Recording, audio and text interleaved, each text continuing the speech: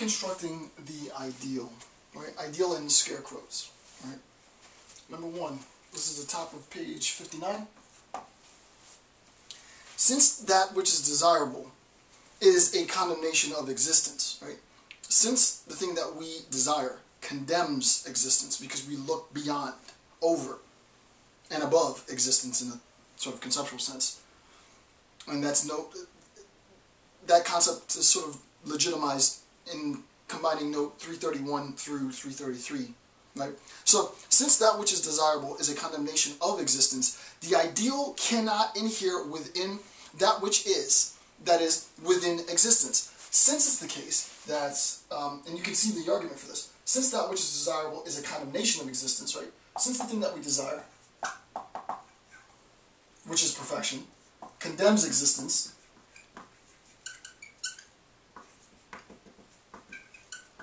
right? Since the thing that we desire condemns existence, the ideal as desire, right? The ideal as the thing that we desire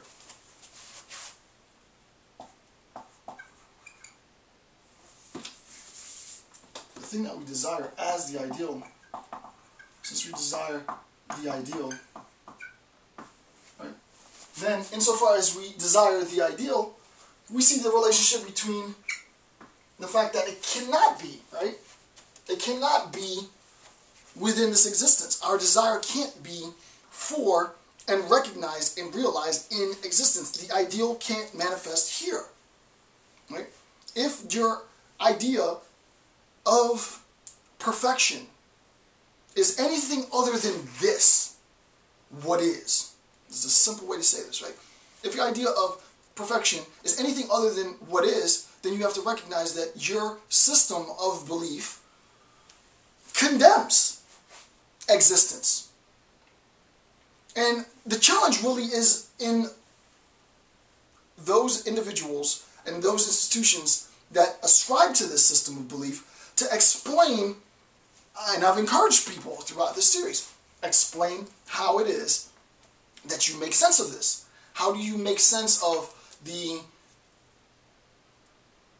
system of belief that says that the ideal and the perfect is otherworldly and thus condemns existence? The ideal, right? The ideal then condemns existence.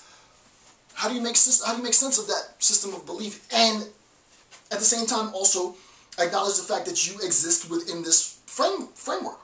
What about the world around us, right? How do you make sense of that? That is, it's an extremely challenging thing that needs to be made sense of, right? I don't know how to do that. And it's not for Nietzsche to explain how to do that, because Nietzsche isn't ascribing to a belief system that says that there's anything better than what is here. This is as good as it's going to get. It's not perfect, because there isn't a perfect, but it's as good as it's going to get. If you believe that there is an ideal, that it is perfect, and that conception of perfection rests outside of this world, then you have to make sense of the complications. One of which, probably the most important of which, how do we make sense of evil, right? So that's the first part. Okay, so number two then, the ideal is simply a form of dream, weariness, weakness. This is a quote from Nietzsche, right? The ideal is simply a form of a dream, weariness, weakness, the ideal state of the herd animal that no longer wants to have enemies. I embrace the sense in which all that is perfect and this encompassing, expansive sense of absolute perfection, well, there isn't any antithesis to that. Remember, as he said earlier, the warrior, the fighter, posits his enemy, at least within his imagination, as his diametrical opposite, in antithetical terms to his existence. I can't do that in a state of perfection. So, in a sense, the state of perfection is the desire to do what? Nietzsche says, the ideal state for the herd animal that no longer wants to have enemies. I'm completely safe. There are no enemies. There is no antithesis. All that exists is this like-mindedness, if you will.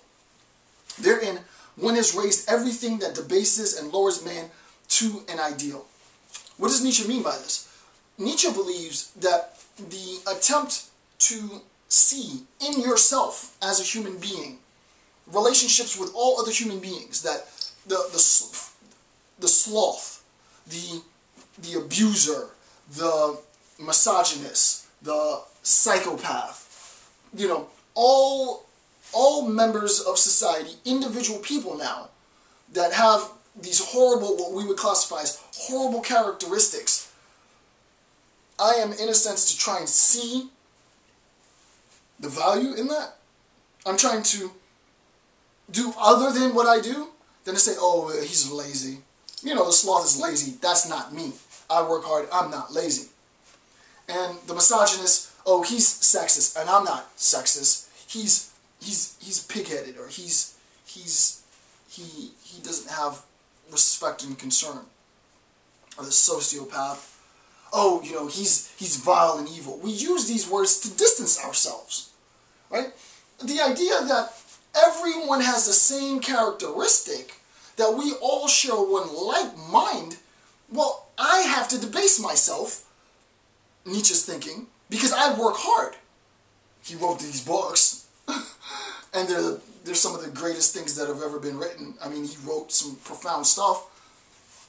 He placed value on that. Now, there's a relativistic argument that we can have, sure.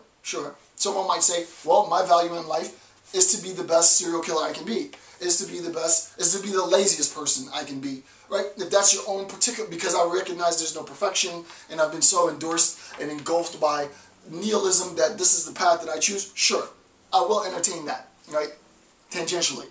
But the idea is, I have to debase myself so that we can have this similarity, right? For there to be a like-mindedness, a totally homogenized, shared mentality, you don't allow for any variations.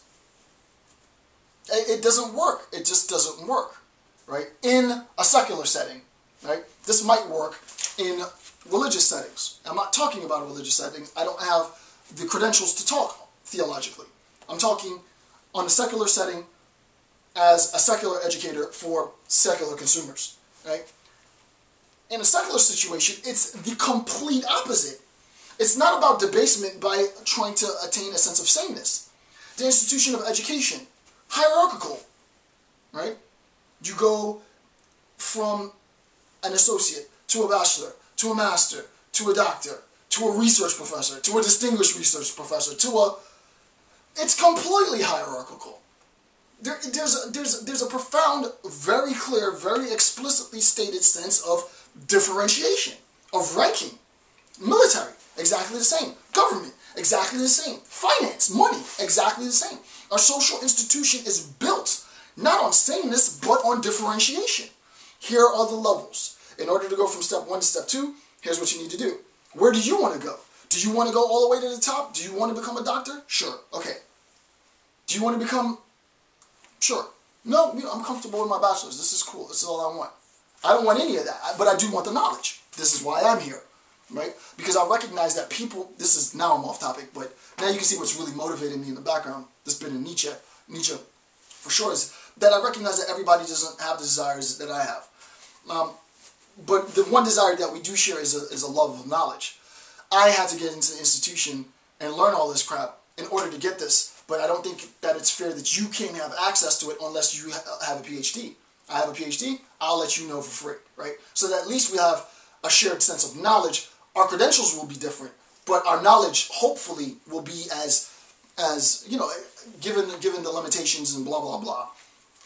This is the best that I can do at this time until I reckon, and I'm always looking for new technological incentives in order to make this even better, right? In order to do this and do what I do and take it to another level. So the idea is that, as Nietzsche says, and I completely agree with him. On a side note, it's not a great idea to do a multi-hour lecture after doing like an hour and change of running. Should take a little break. Note to self. So the idea is